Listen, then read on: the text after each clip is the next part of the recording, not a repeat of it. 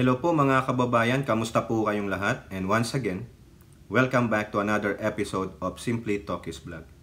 Ang pag-uusapan natin mga kababayan ay ito pong korupsyon, no, sa ating gobyerno na kung saan nililinis po at inaaksyonan ng Marcos administration ang korupsyon sa ating bansa, no?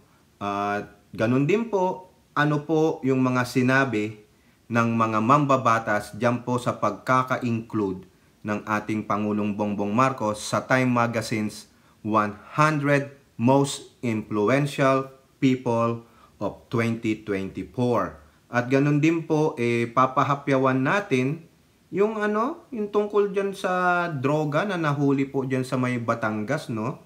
At kung ano-ano na naman po ang sinasabi nila, no? Magbibigay lang tayo ng maiksing komento diyan.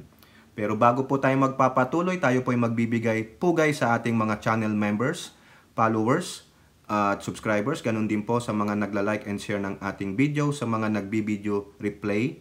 Ganun din po sa mga nagsishare ng kanilang blessings through super thanks, super chat, super stickers.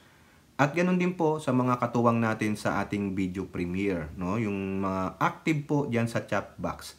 Tulad nila Maricris Hernandez na lagi pong number 1 sa ating komento, sa ating mga video.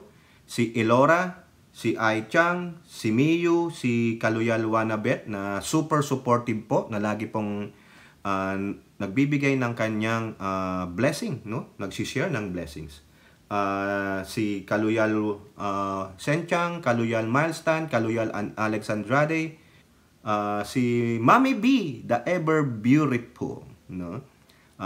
Si Mami Peng, yan, ayaw na mag-LS, napagod.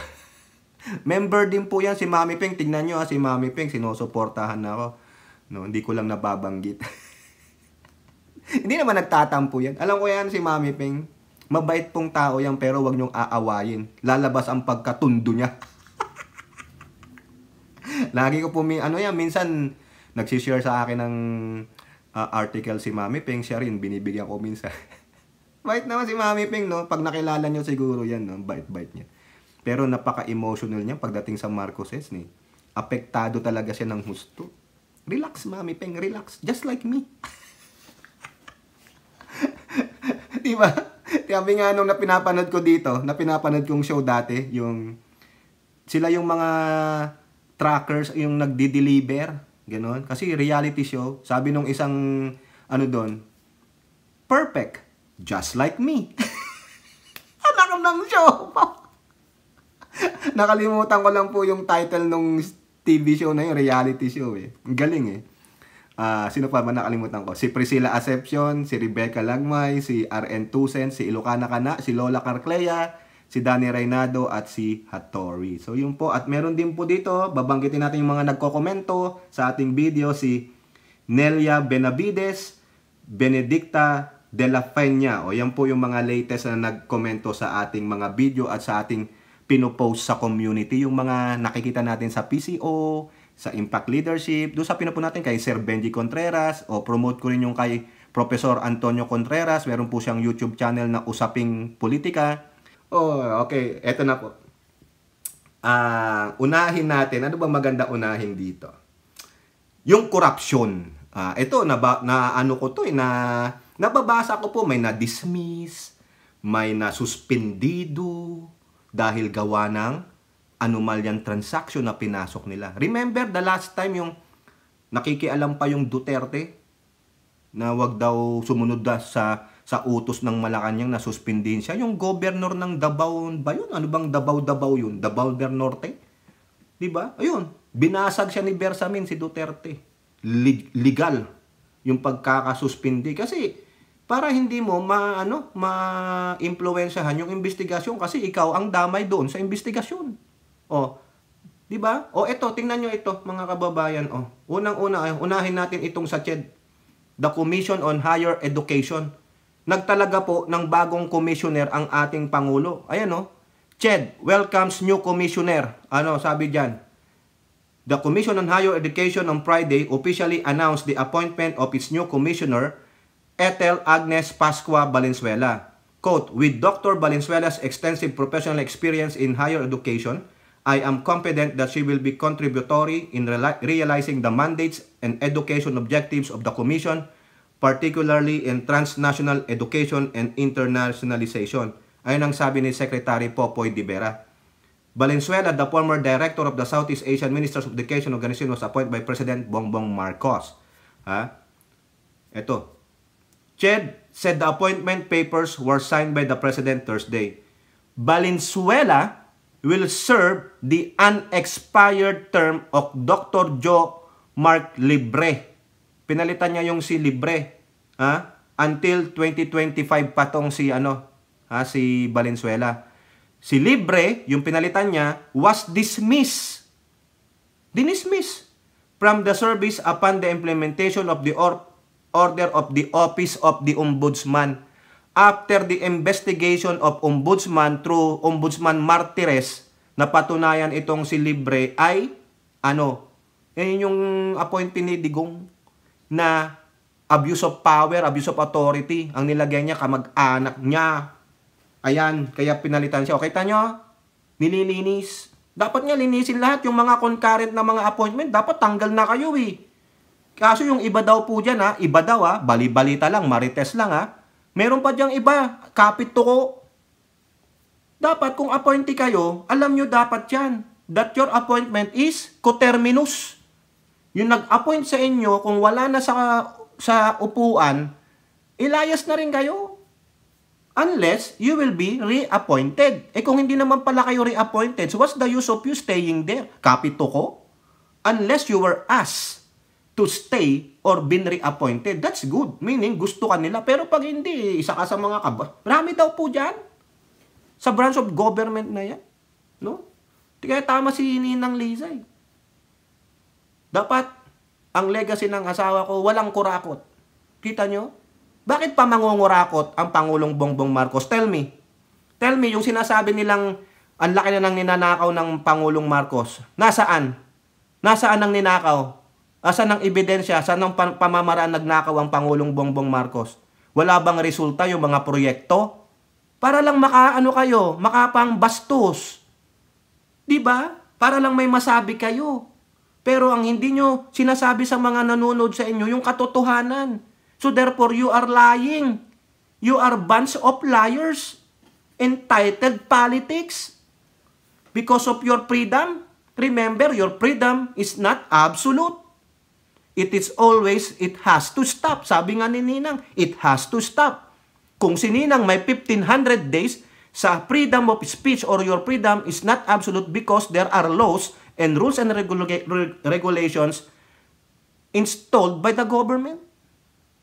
Kaya mga gunggong kayo Dapat talaga sa inyo, sa totoo lang, imbestigahan na kayo You're too much. You're too much. You are not for nation building. Ano ang sabi ni Ninang Liza? Paano magni-nation building kung ganyan sila? We are for what? Unity, nation building, bagong Pilipinas. No more of this, no more of those crab mentality. We have to grow in as a whole, not in part. Not just these people, but as a nation. Hindi kayo ang gusto nyo kayo lang? Diba sabi nga niya, it is so lonely at the top. Mabubuwang ka. Diba totoo yan? That saying is true. Look at the kings. Because of the bureaucracy, halos wala kang makausap because they gonna go from here, from A to Z before they come to you. No direct line coming from you, even your wife or your kids. Tingnan nyo nangyari sa mga Duterteng kids. Diba? Hinaharang pa bago makausap ang tatay. Tatay mo yun. Direct lineage ka talaga. Pipigilan ka pa. Mag-set ka ng appointment. Who are you kung ako yun? Who the fuck are you? Barilin mo ako ngayon. Pero I want to talk to my dad. I want to talk to my mom. Who are you? Diba? Kung ako yun talaga, sabihan kong ganun. Kasi sinabi yan nila noon Even then, they have to set an appointment to meet their dad, to talk to their dad. Anong klase namang tatay ka? Dapat nag-set ka na lang ng, hindi, anak ko yung mga yan. Don't stop them. Di ba? If you truly cares and love your kids, you don't have to allow that. No, those are my kids. Let them be. Di ba? It's not your job to parents my kids. It is my responsibility and my job. Hindi. Ganyan din sa gobyerno. Di ba? Mga kapituko. Bakit? Kasi dami pera ng gobyerno. Bakit? Gusto mo ba magnakaw? Hindi ka bagay dyan. There's no such place right now sa bagong Pilipinas ang pagnanakaw ng mga public servant. Yan ang dapat pagtuunan ng gobyerno. Tingnan nyo na lang yung nangyari sa, sabi ni Ninang Lisa na kwento niya. Kinuha niya ang top 10 orphanage sa listahan ng DSWD to give them funds directly. Siguro may mga sponsors. They already gotten sponsors to help this orphanage or this really less fortunate people. Mga disabled, mga seniors. They really need help. They really need funds. However, when they're asking for the bank account of this orphanage, they were given a bank account of a government institution. Kailangan daw dumaan pa doon bago tuluyang matanggap ng orphanage. Hindi tama. Di ba? Paano kung anong mangyari doon sa funds na yon? Doon during kailan pa marirelease ang pondo? Ano pang mga requisitos, dokumento ang kailangan para lalong ma-release ang pondo?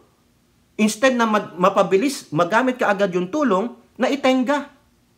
Kaya therefore, yung mga tao, they're just giving up hope because of the bureaucracy that is taking part in the government.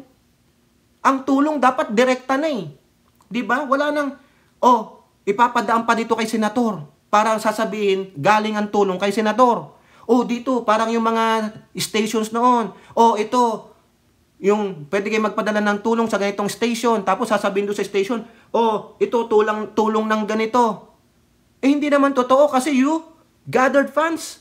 Ikaw lang ang naging daan. So therefore, aangkinin mo? Hindi. Dapat kung tutulong direkta na para walang bawas, walang kulang. Hindi ganun eh. Because of the bureaucracy nagkakaroon ng graft and corruption. Di ba? Tulad ng example natin.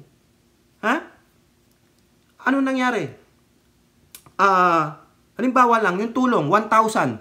Dumating kay ganito, kay mayor, dumating kay councilor, dumating kay barangay captain, dumating kay barangay, yung councilor. Pagdating doon sa totoong recipient, yung 1,000 naging 300. Tapos, i-justify pa nila. Di ba? Why not give your aid or your help directly to the affected people or organization? No, kasi public funds yan, ganito-ganito, hindi naman private, kasi magagani pa sa DSWD. What the fuck?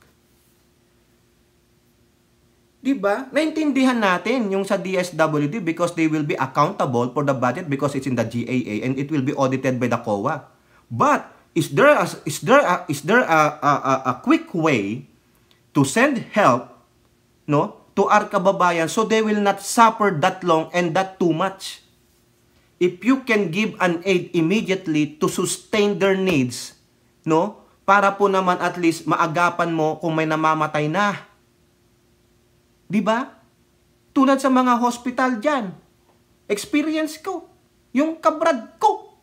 Way back 1990s yata yun, 1993. Graduating student yung kabrad ko sa Adamson. Punta sa PGS kasi nasaksak. Hindi na agapan ng tulong. Nandun lang siya sa waiting.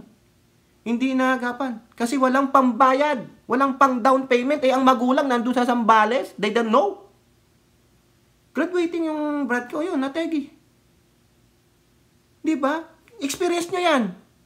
Diba? Kung wala kang pang down, they will not attend to you. Dito, bawal yun. Ang mandato ng mga nurses, mga medical professionals, you have to save life first. Saan na yung mga financial? Otherwise, you will be sued. Hindi mo tinake care. You are after to what? Ganito. Pwede bang ginawa ng ganung hospital even though private kayo? Diba? Dito nga even private eh. Papadalan ka na lang ng bill. As long na ang mandato ay mag-save ka ng buhay, i-take care mo yung pasyente. Ano bang mahalaga? Buhay o pera? Di ba? O dalhin nyo sa impyerno ang pera. Yun, na-dismiss yun. Di ba? Buti nga sa kanya. Wala po, hindi po ako naaawa sa mga taong ganyan, mga government official, public kayo, public officials kayo, nagnanakaw kayo ng pera ng kaban ng bayan, ginigiit nyo yung power hungry. Di ba? Kaya nga sabi ni Ninang Lisa you can measure, ano yung sabi niya kanina? Mahaba If you want to measure, or if you want to know the measure of men, give them power and money. Ayun. Makikita mo kung sino talaga. Sino yung totoo at sino ang peke. Yan. O next. Sino pa? Dalawa lang maibigay ko sa inyo. Tatlo na, di ba? Pangalawa yun. Ito yung pangatlo. Ombudsman sack, tinanggal. BIFAR chief over 2 billion pesos transmitter deal. O yan, natanggal. The Office of the Ombudsman has dismissed the head of the Bureau of Fisheries and Aquatic Resources after finding him guilty of grave misconduct in connection with the 2018.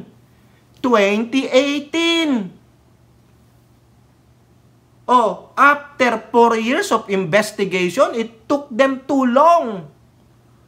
Purchase of a monitoring system for fishing vessels that proved to be disadvantageous to the government. Ayan, mabuti nga sa'yo. BIFAR National Director Demosthenes Escoto was meted the penalty for his role in what state prosecutors described as anomalous scheme in the procurement of transmitters and transreceivers for capture vessels aimed at protecting the country's maritime resources from unregulated fishing. Agricultural Secretary Francisco Churrilarel named Isidro Belayo Jr. as the officer in charge of BIFAR to ensure no disruption in the operation and implementation of the Bureau's major projects. Oh, ayan. My marching order to him is to ensure that operations of the agency will not be affected by this legal development. In a 23-page decision dated February 5th, but made public only on Wednesday, the Ombudsman flagged Escoto's acceptance as the chair of BIFAR's Bids and Awards Committee of an unqualified company for the procurement, unqualified, which was originally supposed to be funded by the French loan. The Ombudsman, however, find no substantial evidence that former Agricultural Assistant Secretary Hansel Didulo, Escoto's fellow respondent, had an active participation in the anomaly and cleared him of the same administrative charge. Aba, at least ano siya? Ha? Ito daw po, unregulated fishing. In the complaint filed by the lawyer James Victoriano, Escoto and Didulo were accused of acting against the interests of the state in the awarding of 2.1 billion pesos contract to SRT, United Kingdom, for the purchase of 5,000 units of transreceivers for captures vessels.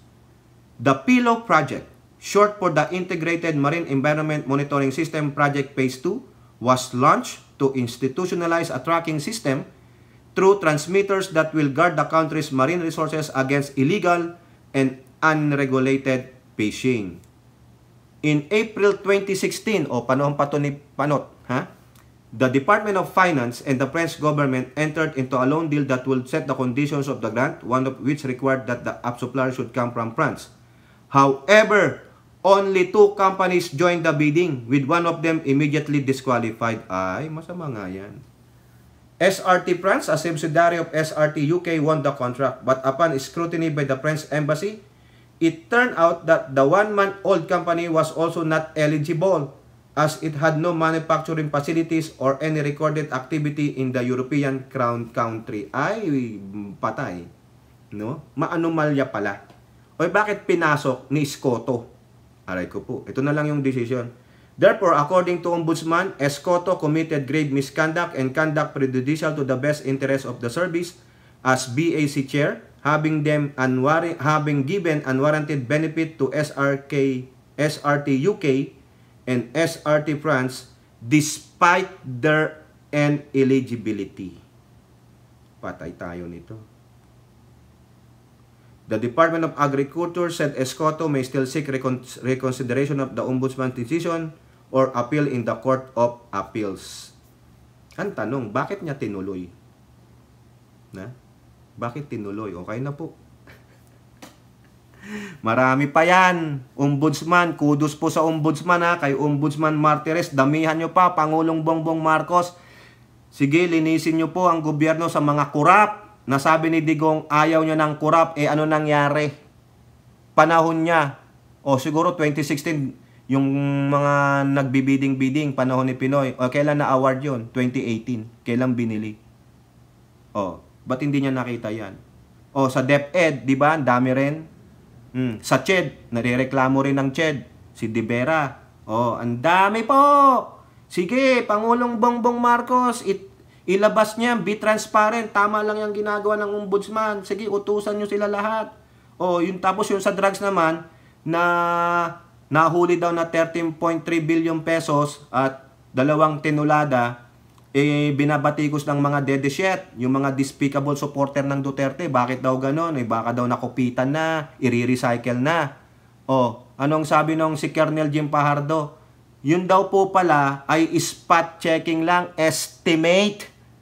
Doon po sa programa ni Senator, sorry naman po, Ninong Erwin. Ninong ko na rin si Erwin, ha? Ninong Erwin.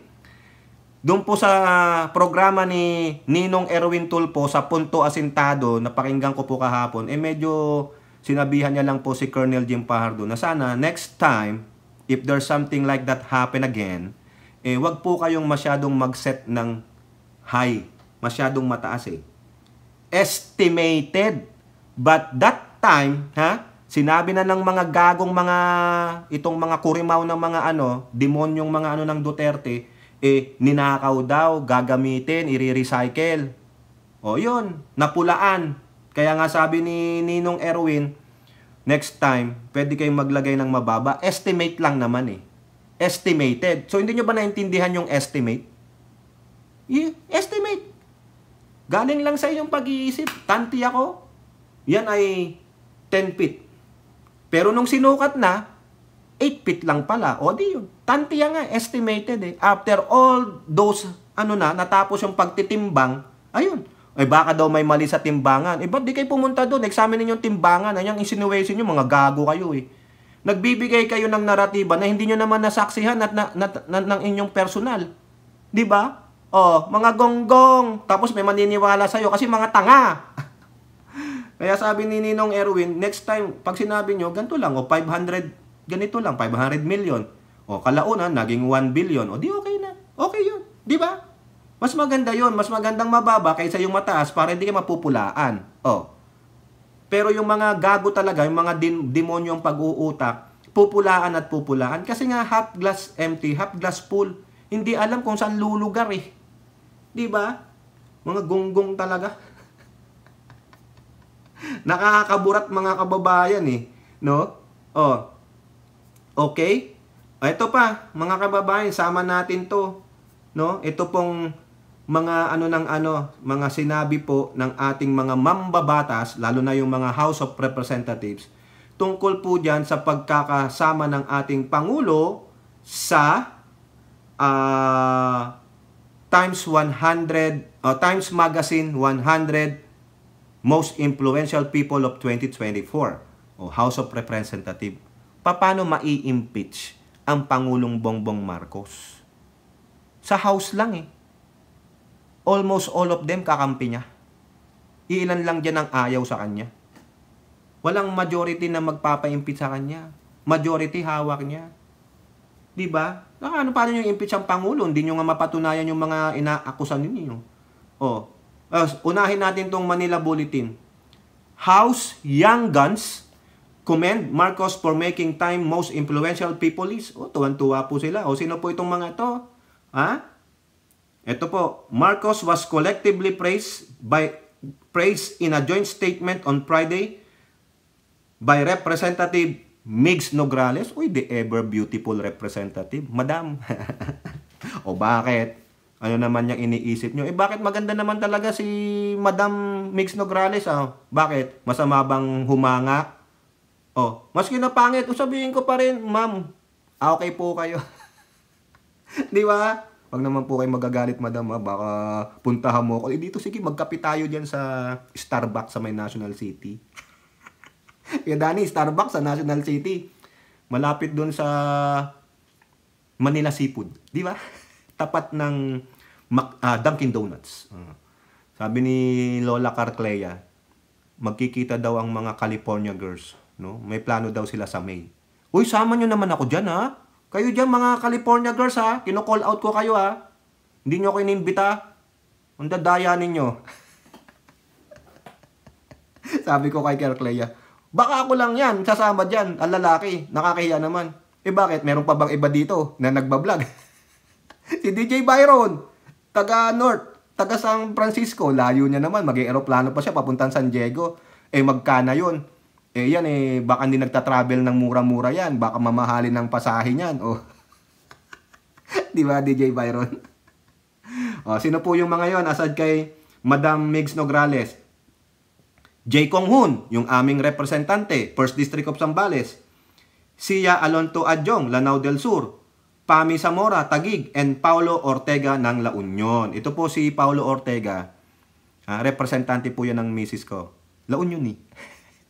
Siya yung nagsabi kay Alvarez, Sir, miss ka na namin dito. Ito po, sabi nila. Time Magazine gave credit where he is highly due.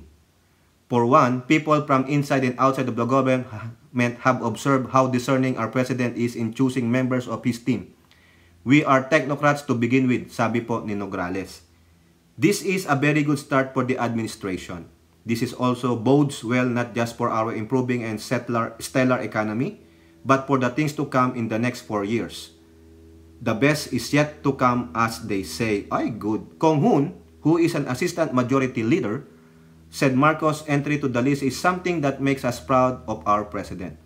He described it as affirmation that the 31 million Filipinos who voted for Marcos in the May 22 national election simply made the right choice. Correct. Sa parte naman po ni Zamora, said she is elated that the Popular magazine gave credit to the president for this nearly 2 years leadership.